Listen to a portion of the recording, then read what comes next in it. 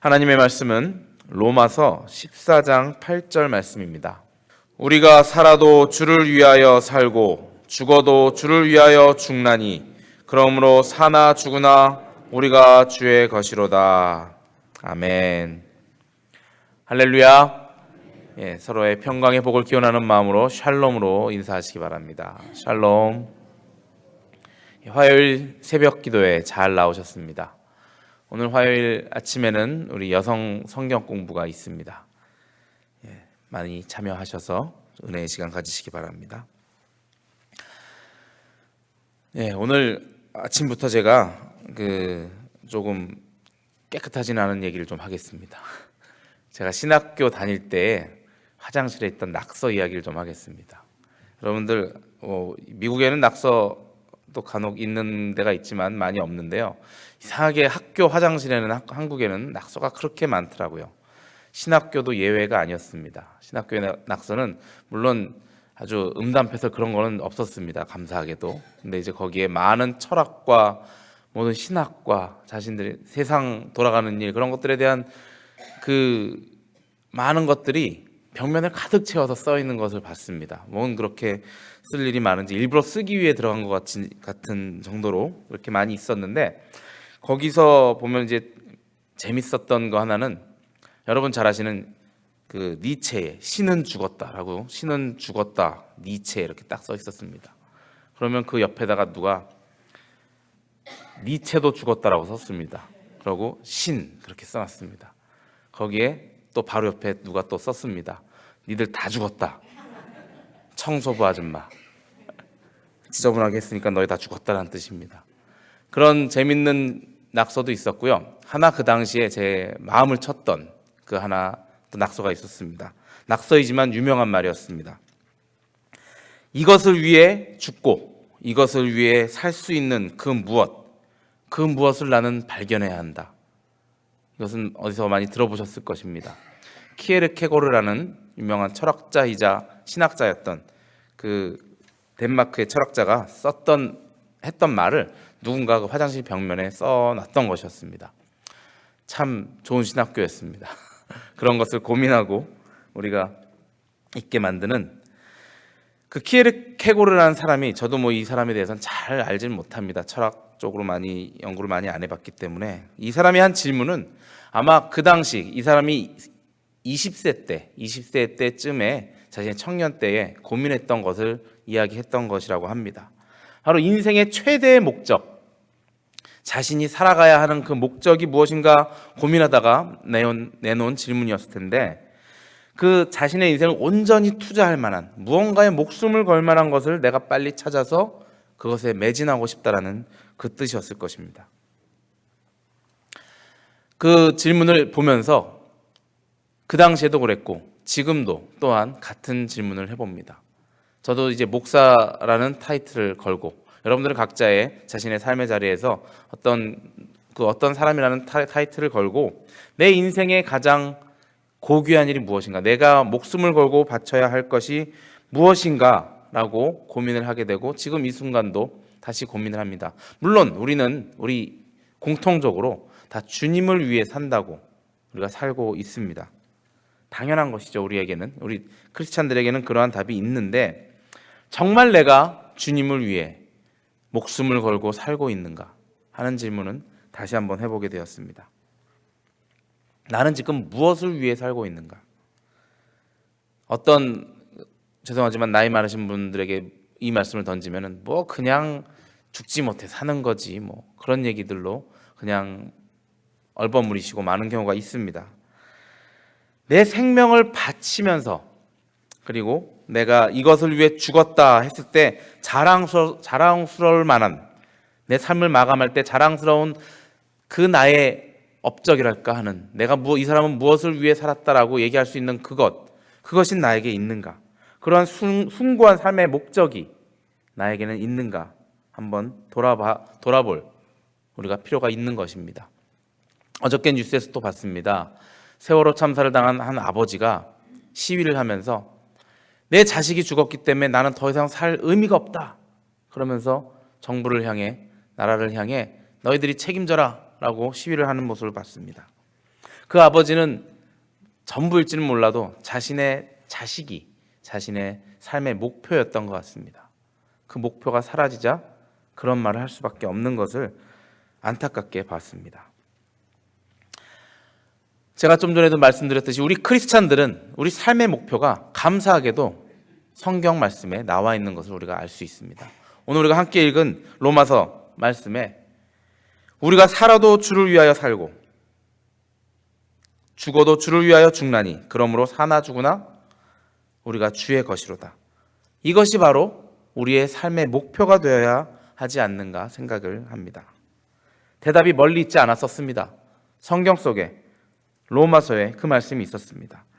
우리가 이것을 위해 죽고 이것을 위해 살 수 있는 그 무언가, 그것이 바로 성경에서 나와 있습니다. 우리가 사는 것도 주님을 위한 것이요 죽는 것도 주님을 위한 것이라는 바울 선생님의 말씀, 바울 사도의 말씀이 우리 크리스찬들의 삶에 아주 고귀한 고상한 삶의 가치가 되는 것이었습니다. 우리가 살아도 주님을 위해 살고 죽어도 주님을 위해 죽어야 한다는 것. 하지만 안타깝게도 많은 크리스찬들, 저 포함 많은 크리스찬들이 제각기 다른 목표를 가지고 살고 있는 것을 우리가 느낄 수가 있습니다. 더더군다나 이 예수님을 믿지 않는 사람들은 세상의 수많은 사람들은 자신들의 삶의 목표가 다 제각기 다른 것을 우리가 알 수 있습니다. 어떤 사람은 돈을 위해, 어떤 사람은 명예와 권력을 위해, 그리고 어떤 사람은 쾌락을 위해 자신의 모든 것을 바쳐서 노력하다가 끝내 허무하게 인생을 마감하는 것을 우리가 볼 수 있습니다. 우리 교회 내에서도 또 많은 우리 크리스찬들 사이에서도 어떤 사람은 주님을 위해 살아야 하는데 그렇지만 역시 똑같이 돈을 위해 쾌락을 위해 살다가 방황하는 모습을 보게 됩니다. 저의 경우는 심지어는 교회 생활을 하면서까지도 주님을 위해 살지 않았던 나의 모습을 제가 많이 보게 되었습니다. 나 자신을 위해 신앙생활을 하는 나의 모습을 보고 주님께 회개한 적도 많이 있습니다. 주일 성수도 그냥 주님께서 하라고 했지만 그냥 내가 교회를 나와야 내 마음이 편하니까, 교회를 나와야 내가 좀 있는 잘하는 크리스찬 같으니까 그런 것 때문에 나온 적도 있었던 것 같고, 봉사하는 것도 교회에서 열심히 봉사하고 그러는 것도 내 자신의 만족을 위해서 그냥 이렇게 해야 내가 착한 사람처럼 느껴지기 때문에, 그렇기 때문에 했던 나의 모습을 많이 돌아보았습니다. 우리가 정말 주님을 위해서 한다면 나의 봉사에, 나의 신앙생활에 그러한 모습의 목적이, 그러한 행동들의 목적이 온전히 주님만을 위해서만 해야 한다는 것입니다. 사람들의 눈을 의식하지 않고 나 자신의 만족에 의식하지 않고 내가 힘들고 내가 이 정도면 됐어라는 생각이 들지 않을 정도로, 이 정도면 됐으면 무슨 생각입니까?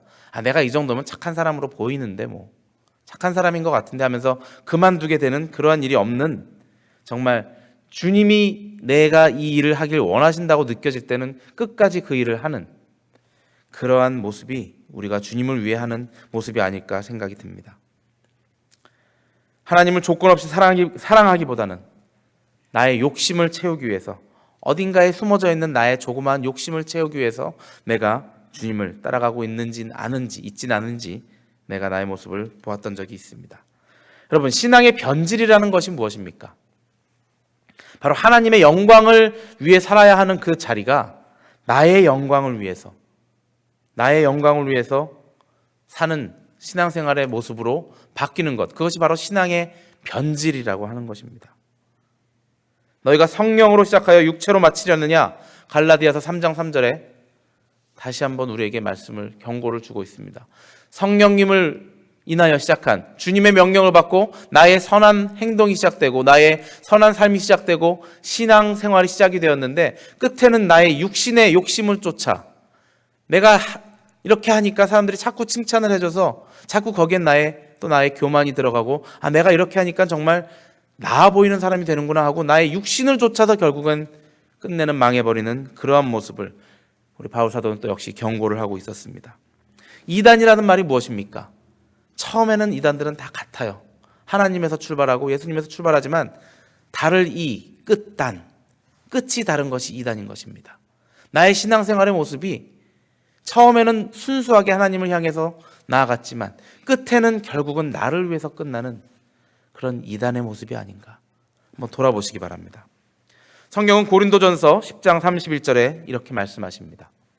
그런즉 너희가 먹든지 마시든지 무엇을 하든지 다 하나님의 영광을 위하여 하라.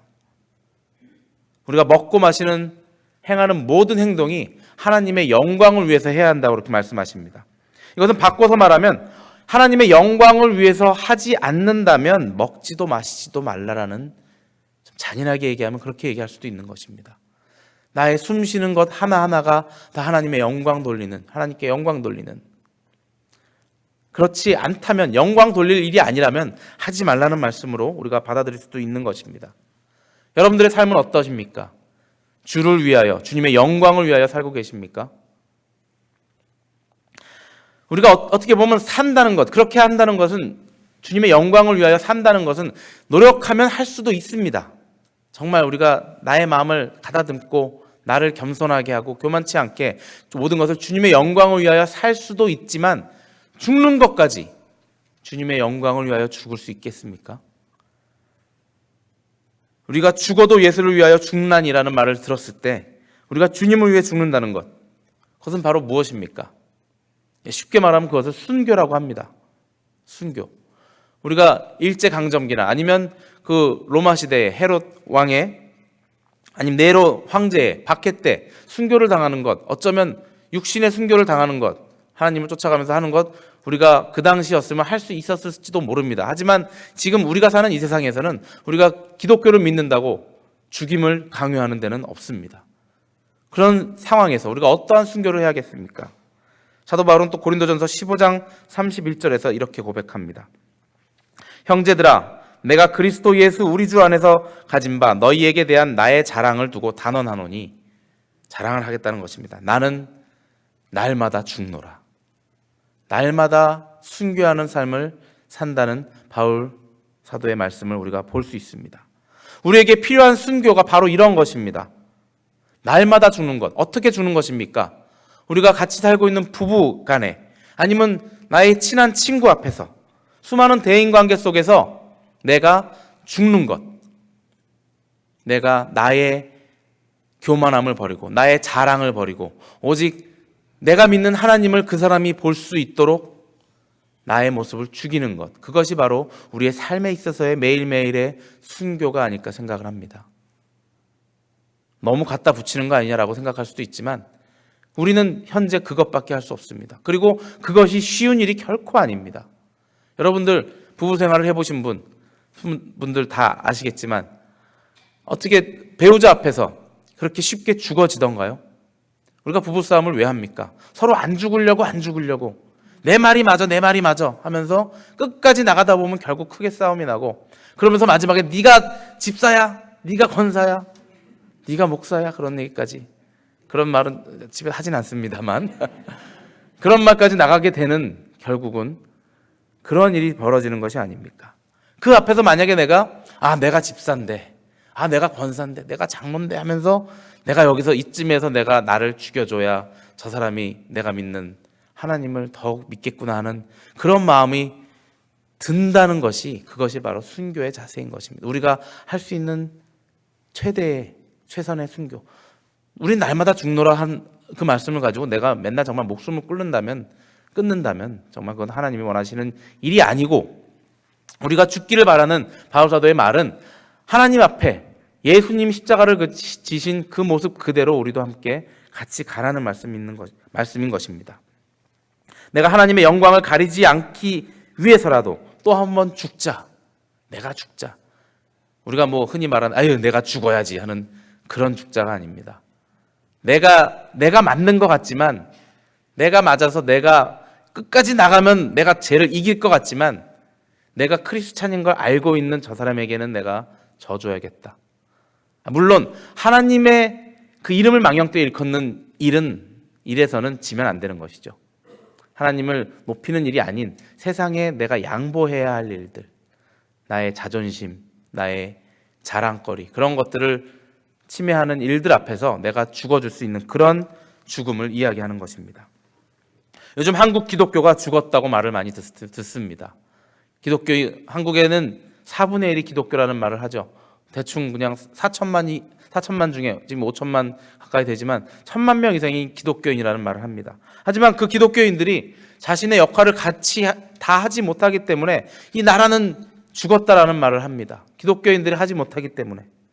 왜 그렇습니까? 첫 번째로 기독교를 빙자한 많은 권력자들이, 나는 기독교인이다라고 하는 권력자들이 전혀 기독교인 같이 살고 있지 않기 때문에 그렇습니다. 그리고 교회의 권세 잡은 자들, 무슨 어디 단체의 장이라든가 교회의 단체 장이라든가 아니면 큰 교회의 목사님들 하다가 잘못해서 자신의 행동을 잘못해서 사람들이 그것을 비난하고 그런 것들 때문에 교회가 욕을 먹는 것, 그런 것 때문에 교회가 죽었다고 욕을 먹습니다. 두 번째로는 또 많은 신앙인들이 어느 교회 가서 나는 집사입니다, 안수 집사입니다, 장로, 권사입니다라고 말을 하면서 자신의 잘못된 점들을 돌이키진 않고 누군가 새 가족이 딱 왔다가 새 신자가 왔다가 내가 정말 사기당한 그 집사가 저기 앉아있는 것을 보고 나한테 사기를 친 집사가 앉아있는 것을 보고 바로 이런 교회가 다 있어 하면서 도망 나가는 그러한 일들도 이민사회는 많이 있다고 들었습니다. 그러한 것 때문에 교회가 죽었다는 얘기를 합니다. 우리가 깨어서 기도하는 자가 잘못된 점을 보았을 때, 사회에 잘못된 점을 보았을 때, 교회 내에서 잘못된 점을 보았을 때 바로 우리가 충고하고 권면하고 그것을 바로잡으려고 노력하는 일이 있지 않으면 교회는 썩어질 수밖에 없는 것입니다. 그리고 썩어진 교회는 세상을 깨끗하게 할 수가 없는 것입니다. 우리가 잘 아는 다윗 왕이 부정을 저질렀습니다. 부정을 저지른 다윗 왕 앞에 나단 선지자가 나와서 하나님의 명령을 받고 다윗 왕 앞에 바로 그 다윗 왕의 잘못을 경고했습니다. 바람난 다윗을 혼냈습니다. 그랬더니 다윗이 어떻게 했습니까? 나단 선지자에게 화내는 것이 아니라 바로 자신의 죄를 깨닫고 그 앞에서 옷을 찢으며 하나님 앞에 무릎을 꿇었습니다. 그것 때문에 다윗이 위대한 왕으로서 기억이 될 수 있는 것이었습니다.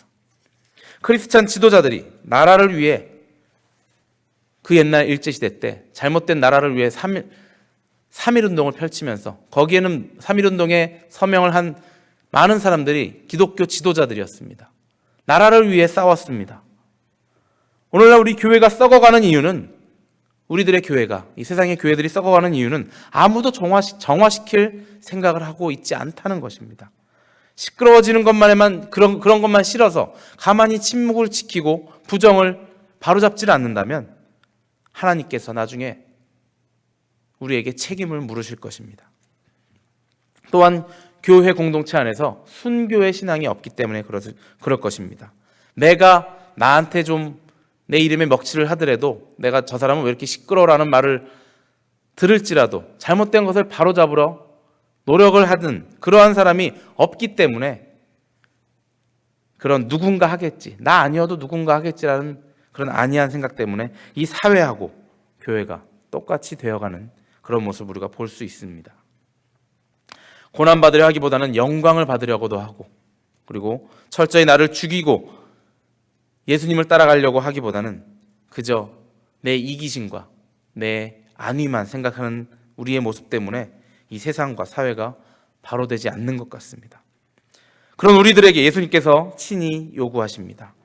마태복음 16장 24절에 누구든지 나를 따라오려거든 자기를 부인하고 자기 십자가를 지고 나를 따르라. 이 말씀은, 우리가 잘 아는 이 말씀은 예수님께서 함께 죽으러 가자, 이 말씀입니다. 십자가를 지고 나를 따라오너라 했는데 죽을 때 돼서는 예수님만 달리시고 나는 십자가를 거기에 내려놓고 돌아가라는 말씀입니까? 십자가에 같이 매달리라는 얘기입니다. 우리들의 십자가, 우리가 안고 가야 할 숙제들이 있습니다. 시어머니 때문에 고민하고 있는 며느리에게는 그 시어머니가 자신의 십자가인 것입니다.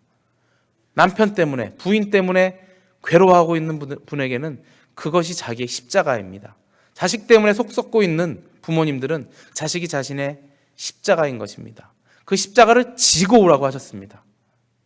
주님께서 물론 너의 무거운 짐을 나한테 맡기고 가벼운 나의 멍에를 지어라 하셨던 것은 그 무거운 짐을 주님 앞에 내려놓고 주님 내가 이것 때문에 너무나 힘듭니다 하면 나에게 그것을 해결할 수 있는 방법이나 가벼운 마음을 허락하시고 평안의 마음으로 그 십자가를 그러나 지고 오라고 하시는 것입니다. 내가 지금 현실 속에서 괴로워서 힘들고 정말 도망가고 싶지만 그것을 내다 던지고 나가라고 말씀하시는 것이 아닙니다. 너의 십자가를 지고 나를 따르라. 네가 이겨내가야 할 것, 그것이 너의 십자가이니 그것을 지고 나와 함께 너도 죽어라 라는 말씀입니다. 내가 죽는다는 것, 내가 주님을 위해, 주님의 영광을 위해 나의 권리를 포기한다는 것입니다. 오늘 읽은 8절 하반절 말씀에 그러므로 사나 죽으나 우리가 주의 것이로다 라는 이 말씀 또한 우리가 잘 살펴봐야 합니다. 이 말씀은 우리가 살고 죽을 수 있는, 살기도 하고 죽을 수도 있는 그 원동력이 바로 하나님에게 있다. 우리가 하나님의 것이다라는 그 말씀이 그 원동력이 된다는 그 말씀인 것입니다. 마땅한 근거, 우리가 살 수 있는 근거, 죽을 수 있는 근거가 바로 나의 생명의 소유권이 하나님에게 있고 주님에게 있기 때문에 내가 죽을 수 있다라는 그 말씀을 하시는 것입니다. 나의 자녀들의 소유권이 나에게 있다고 생각한다면 아까 세월호 참사를 당한 그 부모님처럼 나는 살 수 있는 희망이 없습니다. 만약에 그 자녀들이 죽었을 때, 그리고 나의 부부끼리도조차 나의 남편에 대한 소유권, 나의 부인에 대한 소유권이 나에게 있다면 그것이 내가 살아갈 수가 그것 때문에 살 수 있는 힘이 없어지는 것입니다. 남편은 아내 것, 아내는 남편 것, 서로에게 서로의 소유권이 있는 것입니다. 성경 고린도전서 7장 3절 6절에 이 말씀이 있습니다. 남편은 그 아내에게 대한 의무를 다하고 아내도 그 남편에게 그렇게 할지라.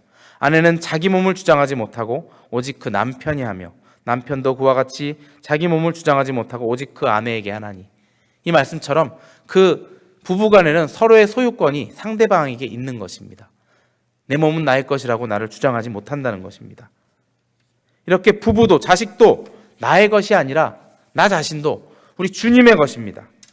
그리스도를 주인으로 삼은 우리에게는 모든 생명은 주님의 것이고 모든 생명은 생사와 복의 주관자는 하나님이심을 우리가 잊지 말아야 하는 것입니다. 그 사실을 알 때 내가 주님을 위해 살 수도 있고 주님을 위해 죽을 수도 있는 것입니다. 우리가 만약에 죽더라도 살더라도 내가 이것이 주님을 위한 것이니까 나는 아무런 괴로움이나 그것에 대한 근심이 없다라고 말할 수 있는 것이고, 그렇게 살아갈 때 우리가 나중에 하나님을 만났을 때 성공한 인생, 너 참 잘하였다 나의 충실한 종아, 칭찬받는 우리들이 될 것입니다. 만약에 우리가 하루하루의 삶에 기쁨이 없고 의욕이 없는 그러한 삶을 살고 있다면 그것은 우리의 삶의 목적이 불분명하거나 아니면 퇴색되었기 때문에, 달라졌기 때문에 그런 것일 수 있습니다. 삶의 진정한 가치를 상실했기 때문에 그런 것일 수 있습니다. 우리가 다시 한번 우리 삶의 목표를 찾아내시는 여러분들 되시기 바랍니다. 나의 삶의 목표가 하나님에게 있었음을 다시 한번 깨달으시고, 내가 이렇게 이것 때문에 괴로울 일이 없는데 내가 괜한 걱정을 하였구나라는 생각으로 주님께 여러분들의 삶의 목표를 다시 한번 맞추시고 살아나가시는 여러분들 되시길 주님의 이름으로 축원합니다. 기도하시겠습니다. 우리 함께 기도하실 때, 주님, 오늘 삶을 통하여서 나의 삶이 정말 주님 앞에 주님을 목적으로 사는 삶이 됨을 깨닫는 오늘 하루가 되게 해달라고 함께 기도하시기 바랍니다. 그러므로 인해서 나의 권리를 포기하고 나의 주장을 포기하고 오직 주님께 영광 돌리는 삶을 살게 해달라고 함께 기도하시기 바랍니다. 이 시간 다시 한번 기도드리는 것은 우리 목사님을 위하여 기도하시기 바랍니다. 목사님의 건강의 회복을 위하여 기도해 주셔서 목사님이 건강한 몸으로 우리와 함께 즐겁게 주님께 예배하는 그런 귀한 시간 다시 허락해달라고 함께 기도하시기 바랍니다. 또 우리 자녀들을 위하여 기도하실 때 그들의 삶의 목표 또한 주님이 그들의 삶의 목표가 되게 해달라고 기도하여 주시기 바랍니다. 그리고 또 우리 아픈 자들을 위하여 기도하실 때 그들을 치료해 주시고 그들을 위로해 주시고 그들의 삶의 목표 또한 주님을 위한 것이 되어서 그들의 삶을 돌아볼 때 허무하지 않게 되도록 오직 주님만 바라보며 즐거움 속에 살아가게 해달라고 함께 기도하시겠습니다. 우리 한 목소리로 기도하시겠습니다.